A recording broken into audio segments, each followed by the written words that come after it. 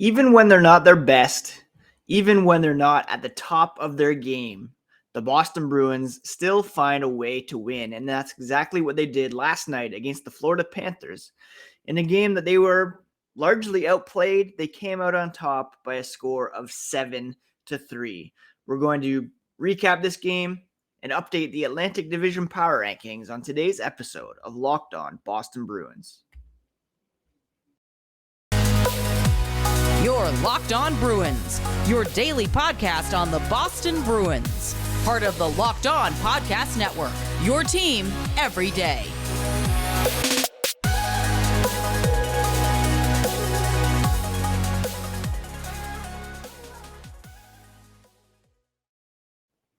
What is up, Bruins fans, and welcome back to the Locked On Boston Bruins podcast. I'm your host, Ian McLaren, and this is a daily show where we discuss all things Spoked B.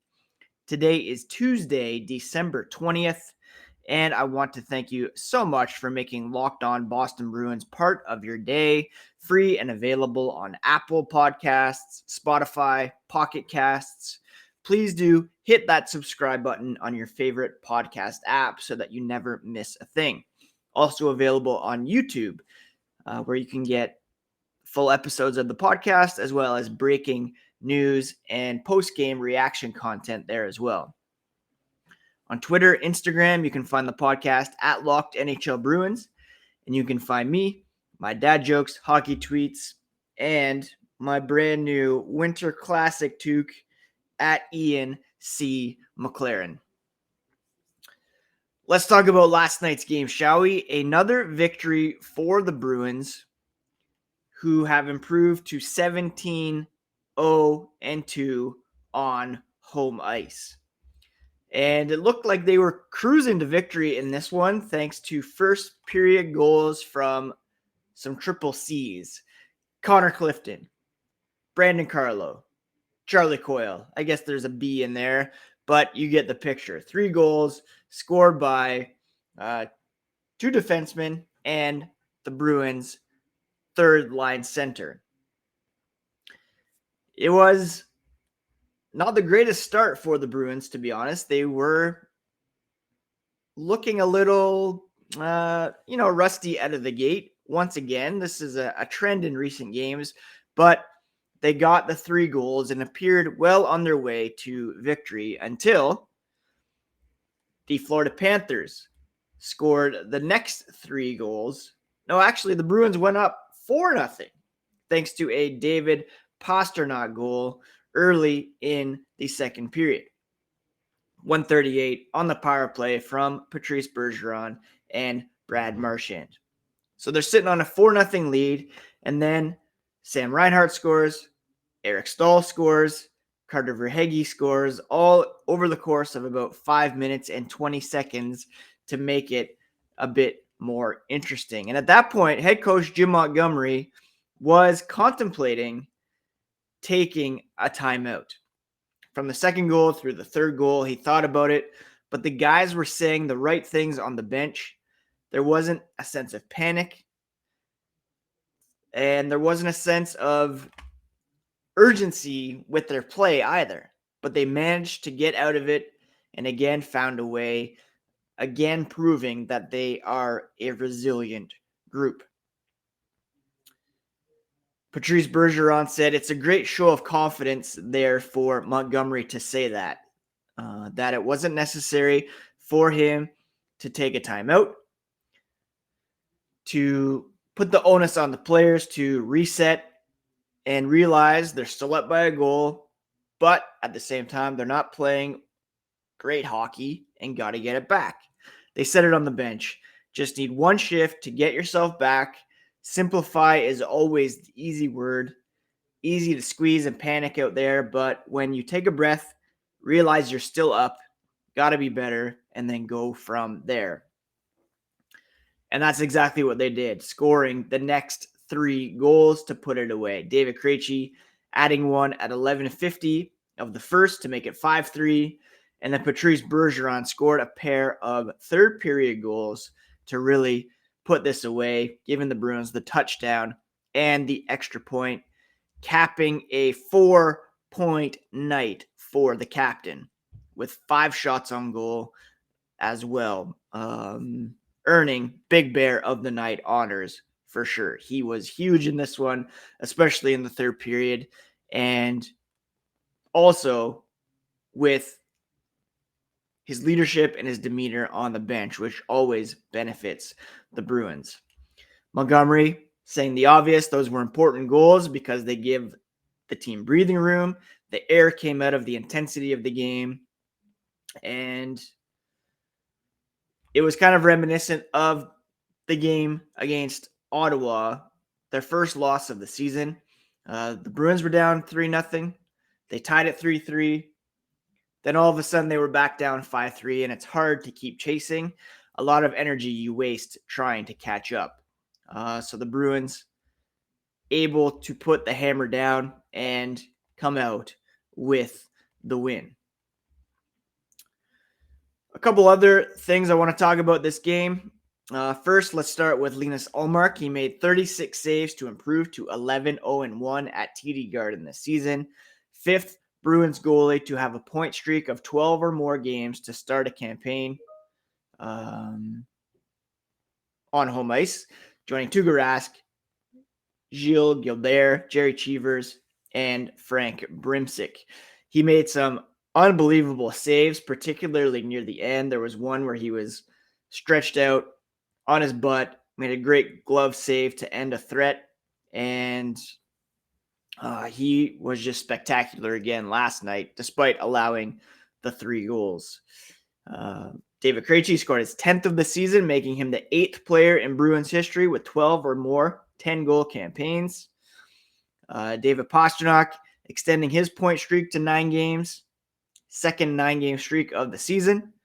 Brad Marchand with 3 assists, and he has now factored on the same goal with Patrice Bergeron 392 times, ranked second in Bruins history behind Phil Esposito and Ken Hodge, and second among active NHLers behind Alex Ovechkin and Nick Backstrom.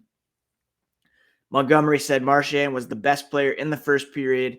He was all over the place and building some nice momentum there. Coming up after the break, I'm going to talk about Connor Clifton, Brandon Carlo, their contributions to the game, and then later on we'll update the Atlantic Division Power Rankings. But first, this episode today is brought to you by BetOnline. BetOnline is your number one source for sports betting info, stats, news, and analysis. You can get all the latest odds and trends for every professional and amateur league out there, from pro football to the college bowl season, NHL, basketball. They've got it all at betonline.net. If you love sports podcasts, you can even find those at BetOnline as well. They're the fastest and easiest way to get your betting info. Head to their website today or use your mobile device to learn more at BetOnline, where the game starts. A couple of interesting revelations came out after the game last night. First being, Jim Montgomery doesn't necessarily like the Cliffy Hockey nickname. He said, not from the media or fans using it, but within the room. It's funny, he said, he actually spoke to Connor about it, saying, I think the way it's brought up in the room and how it was born is perhaps being a bit too reckless. Cliffy Hockey kind of going on his own, doing his own thing. The player that he sees is someone that knows very much how the team is playing, always supporting the structure of the play, has the ability because of his instincts to make high risk reward plays. Last night was the best game he's had in a while. Jim Montgomery was happy that he was able to pick up a goal and an assist in 18 minutes of ice time. His goal, I don't refer to it as Cliffy Hockey. It was more like Connor McClifton out there because of his ability to collect the loose puck in the neutral zone, sail into Florida's end, throw the puck toward the crease, circle the net, find his own rebound, rip a wrister past Spencer Knight. just displaying some great speed and skill and tenacity there as well. Connor Clifton himself trying to move away from the Cliffy hockey, reckless kind of headspace. Again, he said he talked about it the other day with Montgomery. They both kind of hate it. He said with a bit of a chuckle. Never really liked it, honestly. It is what it is. Sometimes you get a nickname and it sticks. Kind of what happened. Us fans, we like to see Cliffy hockey every now and again. These huge hits, these mad rushes. But all credit to Connor Clifton for finding his game this season like never before and finding that consistency to become a legit top 6 defenseman night in and night out at the NHL level. With the 2 points last night, he set career highs in goals, 3, and points, 11, but only in 31 games played and without any power play time. So he's helping offensively. He's getting physical, smart with the puck, and he has been quite important to Boston's success this season. I can fully admit I was wrong with Clifton. Didn't think he was an everyday defenseman for the Bruins, but he's proven that to be the case this season, and it helps that he's playing with Derek Forbort, who is also a very stabilizing presence. Brandon Carlo, also instrumental in this one, picking up a goal and an assist. A rare 2-point night for Brandon Carlo. He crept into the slot, fired a wrister from the top of the circle that beat Knight glove side to make it 2-0. He hadn't scored since April 5th in the game against Detroit. He said he feels like there's been a lot of opportunities in the offensive zone for all the defensemen because of Jim Montgomery's system. Matter of putting it in the back of the net. Transition game hasn't been as good as of late, and it's something that they're continuing to grow on. It's still a fairly new system for some of these guys, and great to get involved. Carlo specifically has been jumping into the right holes offensively, coming out of the D zone, through the neutral zone, into the offensive zone, and he's had a lot of opportunities, and it was great to see him get rewarded. Montgomery said he's been awesome defensively. In the last 10 to 15 games, he's been playing great hockey. As you know, he got hurt early in the year. Took him a couple games to get back into his rhythm. And the biggest thing for him, he said, is enjoying the game as much as he possibly can. Gratitude type mindset, enjoying the experience, being very happy. It's an honor to wear this crest on his chest. And, there has been some talk recently that perhaps he could be floated in a trade, with the emergence of Connor Clifton. But for now, he's relishing his role with the Boston Bruins, and it was nice to see him get that 2-point night on his resume, his first multi-point game of the season. All right, let's jump into the Atlantic Division Power Rankings, and let's start at the bottom and move our way up. Spoiler alert, the Bruins remain atop the Atlantic Division. At the bottom, however, remains a team that has been surging a bit as of late, despite losing their last game. They're 14, 15, and 2 through 31 games. It's the Ottawa Senators, the only team under 500 in the Atlantic Division, if you can believe it. And they have a -1 goal differential, which is 5th in the division. This is a team that could possibly make a bit of a jump in the standings, but the rest of the division is playing so well. It's going to be pretty tough for Ottawa to make up that ground. Now, next we have the Montreal Canadiens. They're 15-15-2. They actually won last night in Arizona, an overtime victory for them. They're an even 500, 32 points through 32 games, although they do have a division low minus 20 goal differential. So they remain near the bottom of the division, and I expect Montreal, Ottawa will stay in those two spots for the remainder of the season. Ottawa could perhaps jump them. We'll have to wait and see here.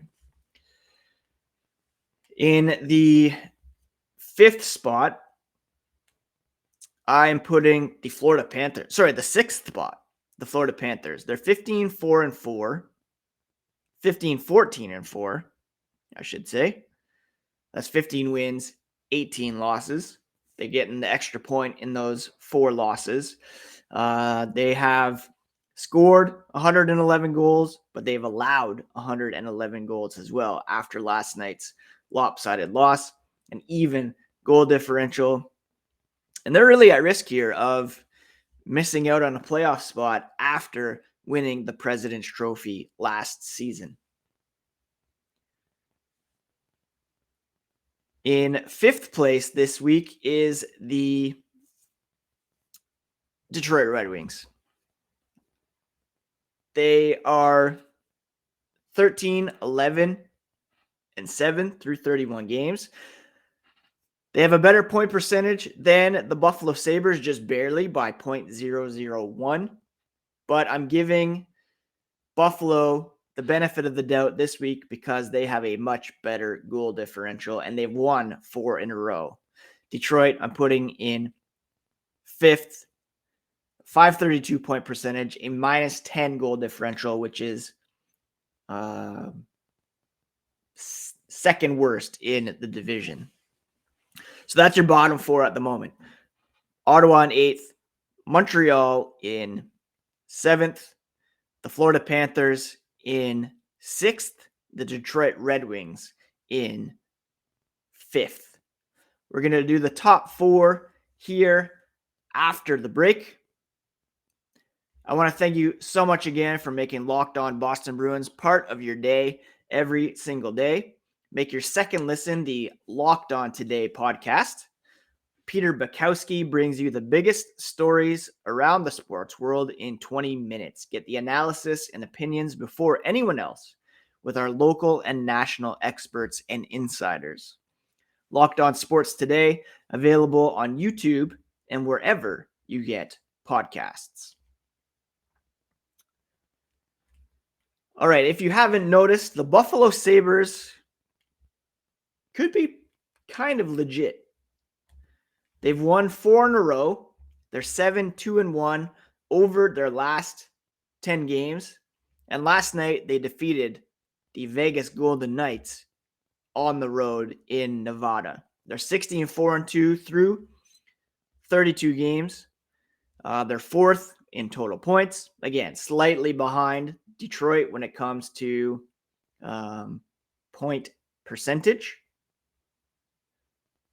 But they have a much better goal differential and at plus 18, which is good for 4th in the division. I should say Florida has a 1-point lead over Detroit for 5th, but Detroit has 2 games in hand, therefore giving Detroit a better point percentage. So Buffalo, they started off strong, swooned a bit, but their offense is pretty unbelievable at the moment. In fact, they have scored more goals than the Bruins this season, albeit in 1 more game played. But they do rank 1st in goals per game at 3.94. If they could reduce their 3.41 goals allowed per game, then they'd really be cooking here. But for now, they're in 4th and challenging for a wildcard spot 4 points back of the New York Islanders with a game in hand. In third place this week, the Tampa Bay Lightning. They're 29-1, 8-2-0 over their last 10. They've won 5 in a row, plus 24 goal differential. Their point percentage, even with 2 games in hand on the Maple Leafs, still behind. They're at .683, but they're 3 points back with 2 games in hand on Toronto, who remains in second place this week. They're 19-7-6, 44 points through 32 games, a .688 point percentage, a plus 25 goal differential. They're 7-2-1 over their last 10, although they have lost 2 games in a row. Sitting in first place once again this week are Boston Bruins. They have 25 wins through 31 games, 25-4-2, 52 points, .839 point percentage, a plus 54 goal differential, all of which are tops around the NHL. They have a 7-point lead over the Vegas Golden Knights atop the NHL standings with 3 games in hand on Vegas. They have an 8-point lead over the Maple Leafs with a game in hand on them for first in the division. Their plus 54 goal differential is well ahead of second place New Jersey, who's at plus 30. And again, they have the second highest goals per game, average around the NHL at 3.9, behind Buffalo's 3.94. And their goals allowed per game remains first, 2.16. Second place is Toronto at 2.44. The power play, third ranked. The penalty kill, first ranked. The Bruins just playing dynamite hockey at the moment. They're fourth in shots per game, and they are sixth when it comes to shots allowed per game. As we head into the Christmas break, 2 games left. Big one against Winnipeg, and then a huge one Friday against the New Jersey Devils. They played the Devils twice over the next 10 days, both in New Jersey. And those are going to be big tests for the Bruins to further assert their dominance in the Eastern Conference.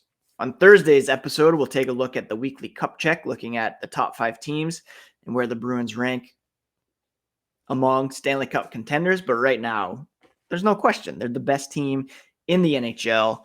And again, even when they're not at their best, I said on the post-game reaction video last night, sometimes you're good, sometimes you're lucky, sometimes you're both. The Bruins were lucky in some respects last night, being outshot. They were out-attempted. All situations, Florida had 57% of the shot attempts, 60% of the shots. Scoring chances, they had a slim advantage. Expected goals, they were at 56.2. The Bruins, this could have been a one that they allowed to get away, but they held on and poured it on and showed that they are the team to beat in the NHL this season. That's it for today's episode, my friends. Thank you so much for taking some time to listen once again. Tomorrow's podcast, we'll check in on all the latest with respect to the Boston Bruins. I should add that Craig Smith did indeed clear waivers yesterday. It would have been a bigger story off the top if he hadn't. He was in the lineup last night, and the Bruins now have the flexibility to assign him to Providence over the next 30 days, 10 games, get some cap flexibility over the holidays, which is always important. So yeah, take care of yourselves, friends. Happy Tuesday. Hope you're all doing well. And we'll talk to you again here tomorrow on a fresh episode of Locked On Boston Bruins, your favorite team every single day.